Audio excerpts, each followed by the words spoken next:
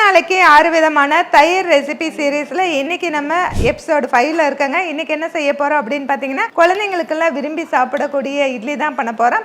அதுக்கு அடுப்புல இட்லி பாத்திரம் தண்ணி வச்சிருக்கோம். தண்ணி மூடி வச்சுட்டு நல்லா கொதிக்க விட்டுறலாம். அதுக்கடுத்து மினி இட்லி பிளேட் எடுத்துருக்கோம். இதுல கொஞ்சம் எண்ணெய் தடவிட்டு நம்ம மாவு வந்து குட்டி குட்டி இட்லியா ஊத்திட்டு கொதிக்கிற தண்ணியில நம்ம வச்சு மூடி போட்டு ஒரு 7-8 நிமிஷம் இட்லி வேக வச்சு எடுத்துக்கலாம். வெந்த இட்லி ஒரு கப்புக்கு மாத்திக்கலாங்க. அடுத்ததா வந்துட்டு ஒரு பவுல்ல ஒரு கப்பு தயிர் எடுத்திருக்கோம். அதையும் சேர்த்துட்டு அது கூட 1/4 கப்பு பால் சேர்த்து தேவையான உப்பு சேர்த்து விஸ்க் வச்சு நல்லா கட்டி இல்லாம இந்த மாதிரி மிக்ஸ் பண்ணி எடுத்துட்டு நம்ம எடுத்து வச்சிருக்கிற இட்லியை இந்த தயிர்ல சேர்த்து நல்லா மிக்ஸ் பண்ணி எடுத்துக்கலாங்க. தாளிப்புக்காக தாளிப்பு கரண்டி அடுப்புல வச்சுட்டு 1 டீஸ்பூன் ஆயில் சேர்த்துட்டு அதுல கடுகு, கடலைப்பருப்பு, உளுத்தம்பருப்பு சேர்த்து சீரகம் 1/4 டீஸ்பூன் சேர்த்துட்டு அது கூட நம்ம பொடி பொடியா கட் பண்ணி வச்சிருக்கிற இஞ்சி, பச்சை மிளகாய், 2 வரமிளகாய், சிறிதளவு கருவேப்பிலையும் சேர்த்துட்டு 1/4 டீஸ்பூன் பெருங்காயத்தூளும் சேர்த்து நல்லா வறுத்ததுக்கு அப்புறமா இந்த தாளிப்பு வந்து இந்த தயிர்ல சேர்த்துட்டு மேல கொஞ்சம் கொத்தமல்லி தழை தூவி நல்லா மிக்ஸ் பண்ணி எடுத்தோம்னா தயிர் இட்லி ரெடிங்க. இது இந்த வெயில் டைம்ல இட்லி, சாம்பார், சட்னி சாப்பிட்றதுக்கு பதிலாக இந்த தயிர் இட்லி எடுத்துக்கிட்டா ரொம்பவே நல்லா இருக்கும். இதை நீங்க வீட்டில் ட்ரை பண்ணி பார்த்துட்டு கீழே கமெண்ட் செக்ஷன்ல கமெண்ட் பண்ணுங்க.